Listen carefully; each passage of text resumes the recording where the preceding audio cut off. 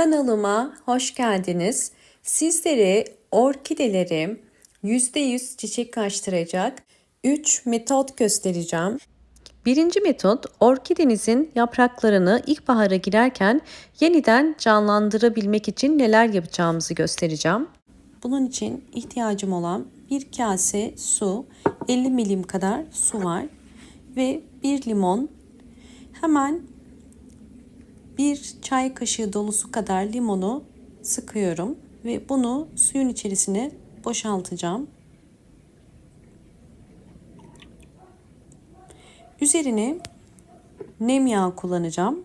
Ben sonbahar ve ilkbaharda yaprak temizliğinde nem yağı kullanıyorum. Hem böcekleri uzaklaştırıyor hem de yaprağa canlılık veriyor. Yine bir çay kaşığı kadar nem yağını bu su ile karıştırdım. Suyum hazır. Şimdi birinci metoda geçiyoruz.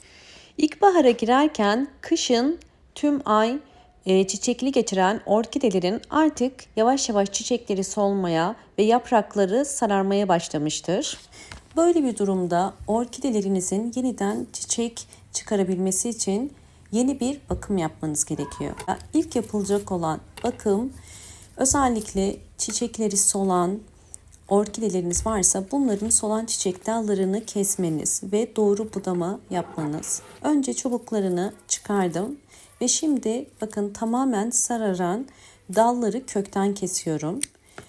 Orkidemiz tekrardan çiçek dalı çıkaracaktır. Eğer orkidenin çiçek dalı tamamen sararmadıysa tamamen kesmiyoruz. Sadece sararmanın durduğu yerden itibaren bakın kesiyoruz. Çünkü üzerindeki boğumlardan yeniden çiçek dalı çıkaracaktır. Ve gördüğünüz üzere alt yapraklar yaşlandığı için artık sararmaya başlar. Bu gayet normaldir. Böyle bir durumda alt yapraklarda sararan yaprakları çıkarıyoruz. Orkideniz zaten yeni yapraklar çıkarmaya devam edecektir.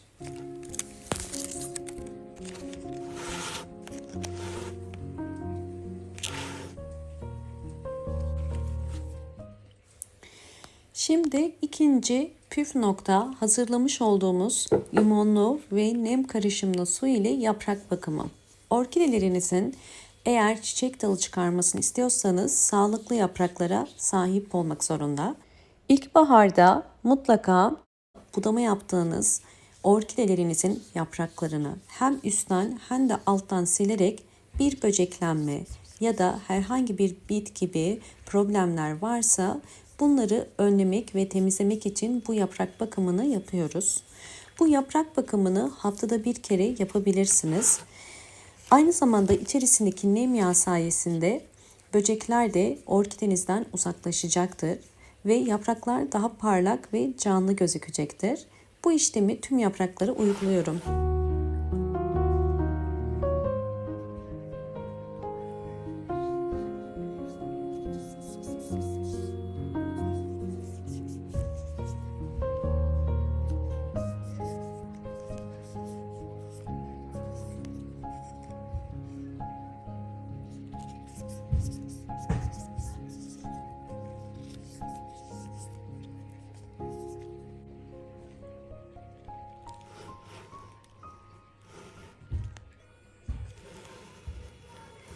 Orkidemin yaprak bakımını yaptım. Gördüğünüz üzere daha canlı ve daha sağlıklı.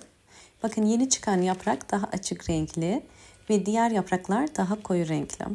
Şimdi ikinci orkidemi de aynı işlemi uygulayacağım. Bakın bu orkidede de aynı şekilde artık çiçekleri solmuş ve yapraklarından bazıları sararmaya başlamış. Böyle bir durumda hemen orkidemize sonbahara girerken bir bakım yapmış olacağız.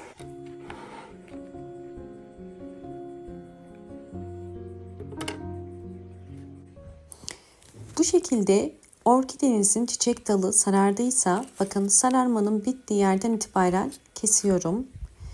Sararmanın nedeni genelde geç yapılan budamadır ya da kendiliğinden bazen sararabilir. Böyle bir durumda yine budama işlemini yapıyoruz.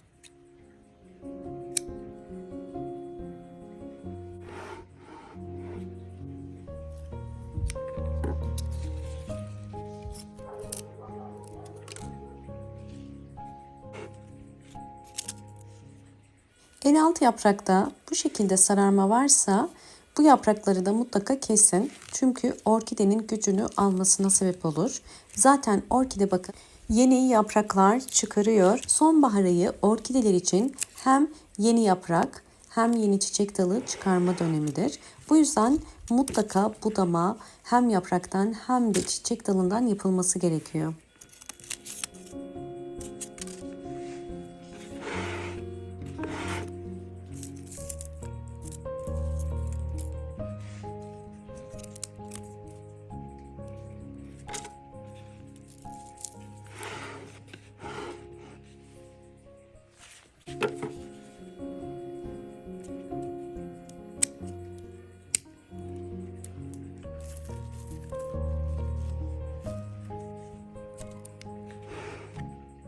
Evet, budama işlemlerini yaptım. Gördüğünüz üzere gayet sağlıklı. Bunu yeni yaprak çıkarmasından ve kök uçlarının bu şekilde aktif olmasından anlayabiliriz. Bu orkidenizin sağlıklı olduğu anlamına gelir.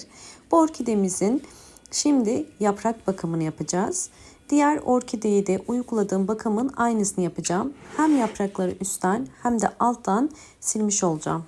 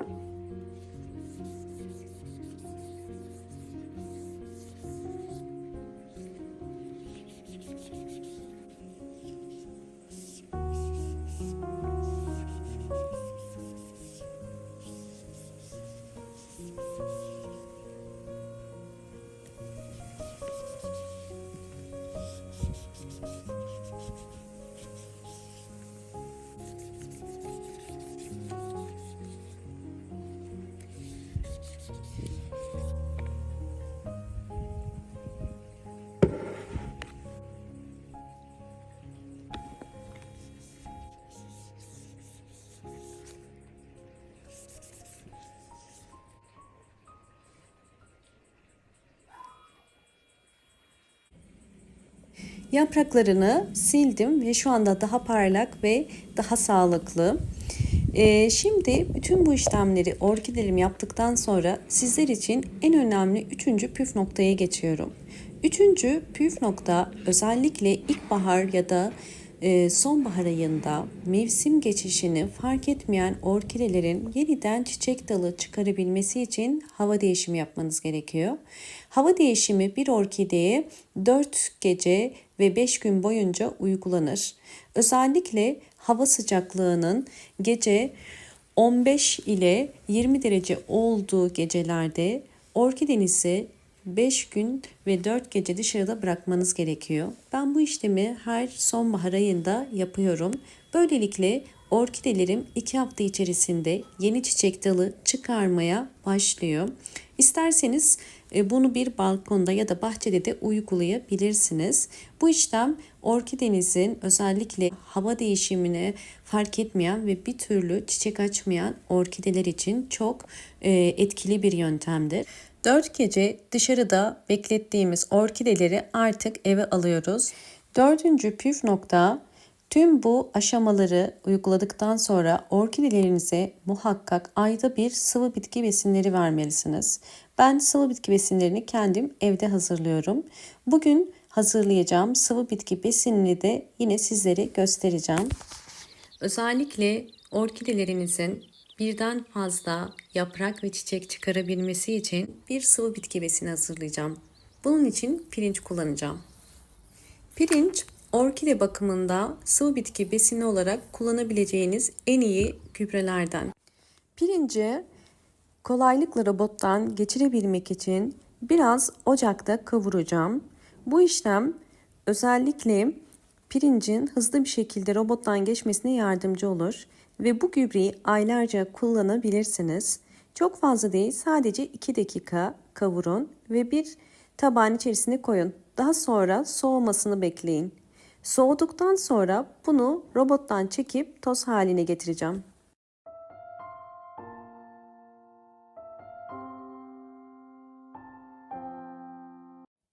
Soğuyan pirinci robotun içerisine koyup bunu toz haline getireceğim.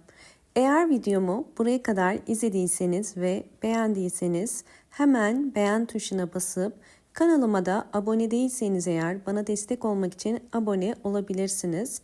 Ve bol bol yorumlar yaparak yorumlar kısmında da sorularınız varsa sorabilirsiniz.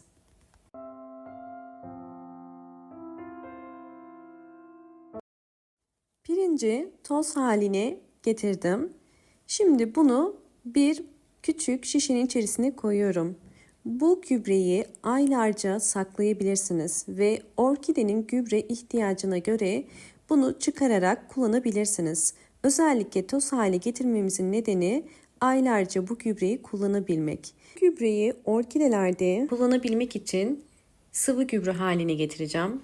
Bunun için 2 yemek kaşığı dolusu pirinç tozu koyuyorum. Sizler evdeki çiçeklerinize göre bunu azaltıp çoğaltabilirsiniz. Üzerine kaynar su koyuyorum. Toplamda 500 mililitre kaynar su koydum. Biraz bu şekilde karıştırıyorum ve bu gübrenin soğumasını bekleyeceğiz.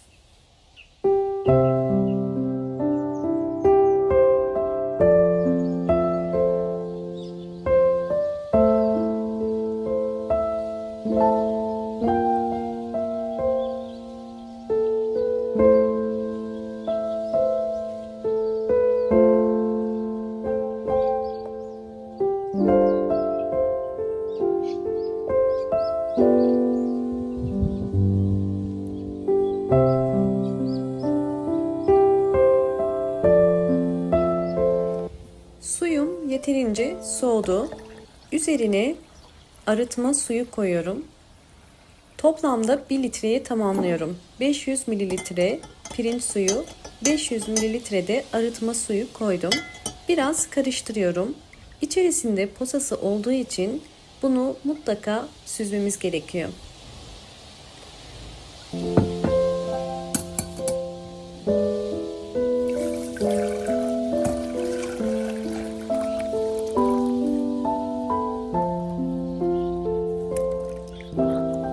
Süzdükten sonra bu şekilde bir posası var ve tekrardan tabağımı yıkayıp aynı tabağın içerisine pirinç suyunu koyuyorum. Kesinlikle posasıyla birlikte vermeyin. Eğer orkideleriniz hiçbir şekilde çiçek açmıyorsa sonbaharda mutlaka bu pirinç suyundan vermenizi tavsiye ederim. Her bir saksı için 8 yemek kaşığı kadar vermeniz yeterli. Bu gübreyi 20 günde bir orkidelerinize sıvı bitki besini olarak verebilirsiniz. Böylelikle orkideleriniz hızlı bir şekilde çiçek açacaktır. Sizlerle bu yapmış olduğum bakım sonrasında orkidelerimin nasıl yeniden çiçek dalı çıkardığını paylaşacağım. Öncesinde videomu buraya kadar izlediyseniz ve beğendiyseniz hemen beğen tuşuna basıp kanalıma da abone olarak bana destek verebilirsiniz. Ve aynı zamanda beni hangi ülkelerden takip ediyorsanız yorumlar kısmına yazabilirsiniz.